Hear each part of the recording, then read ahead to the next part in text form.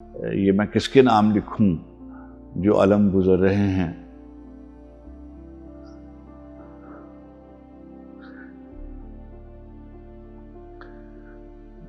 میرے شہر جل رہے ہیں، میرے لوگ مر رہے ہیں۔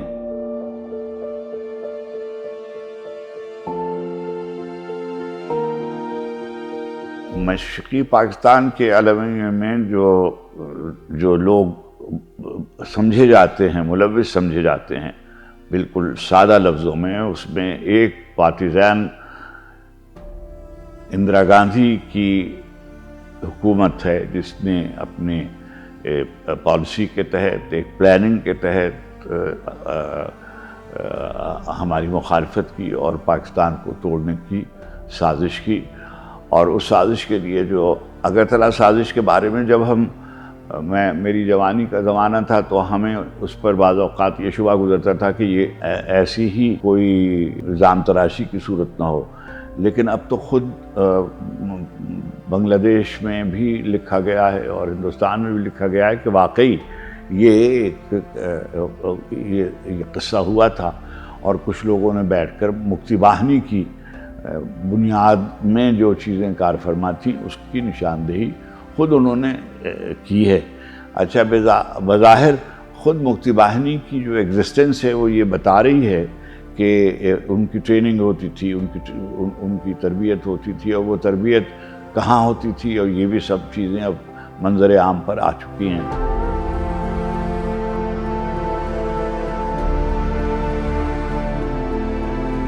قیام پاکستان کے بعد ہی اس میں جو بعض حلقے تھے، بعض مملکتیں تھیں جو اس کے لیے بالکل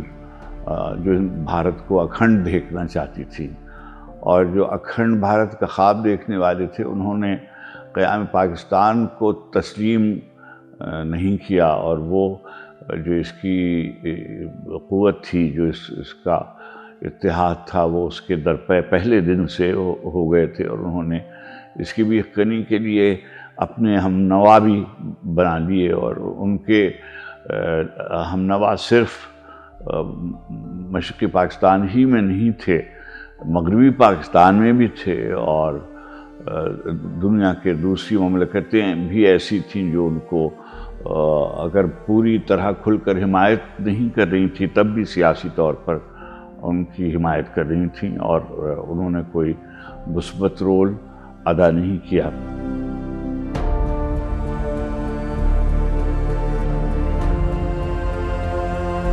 وہ لوگ جو مشرقی پاکستان میں رہ گئے تھے، جنہیں ہم بہاری کہتے ہیں، اور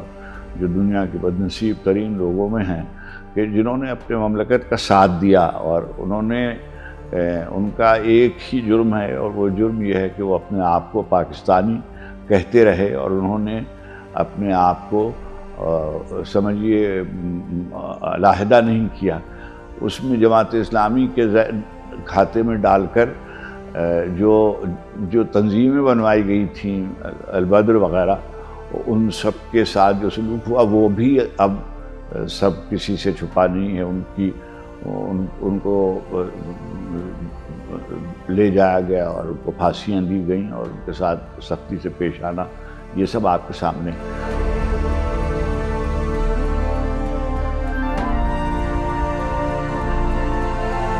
اس میں سیاستدان جو ہیں ان کو بھی، وہ بھی ذمہ دار ہیں اس کے، جو ہمارے ادارے ہیں وہ بھی اس کے ذمہ دار ہیں، اور ظاہر ہے کہ ہمارا جو ذرائع ابلاغ عامہ کا جو ادارے ہیں، جس میں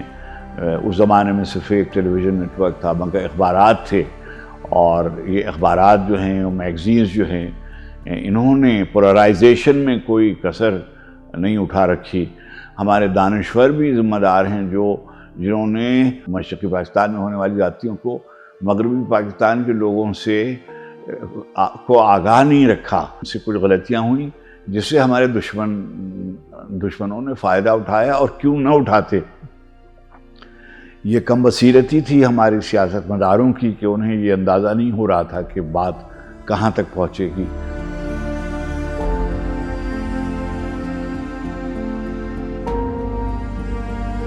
یہ خیال تھا کہ فنا مملکت ہماری مدد کو آئے گی، فنا ہمارے حق میں بولے گا، یا لیکن بالکل سناٹا تھا، اور کسی بیڑے کے آنے کی توقع تھی، کسی وغیرہ وغیرہ، کہیں سے کوئی چیز نہیں آئی۔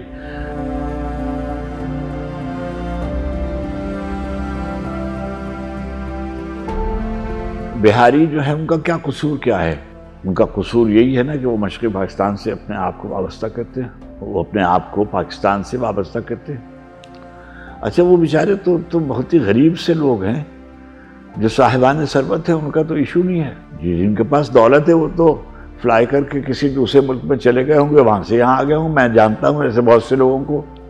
جو مشرقی پاکستان میں تھے، مگر جب یہ ہنگامے شروع ہوئے تو انہوں نے جسے ریپیٹریشن کہتے ہیں وہ کرنا شروع کیا۔ بدقسمتی سے ہمارے دل میں پہلا جو بیج بویا گیا اداروں کے خلاف، جو پہلا زخم لگا، وہ شاید اس کی تاریخ یہاں سے شروع ہوتی ہے۔ مشرقی پاکستان ایک ایسا واقعہ ہے جس نے فصل پیدا کر دی دلوں کے درمیان، اور اس کو پر کرنے کی کوشش نہیں کی گئی، اور اس کو نظر انداز کرنے سے مسئلہ حل نہیں ہوتا۔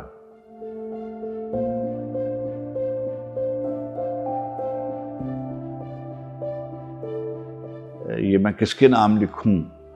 جو علم گزر رہے ہیں؟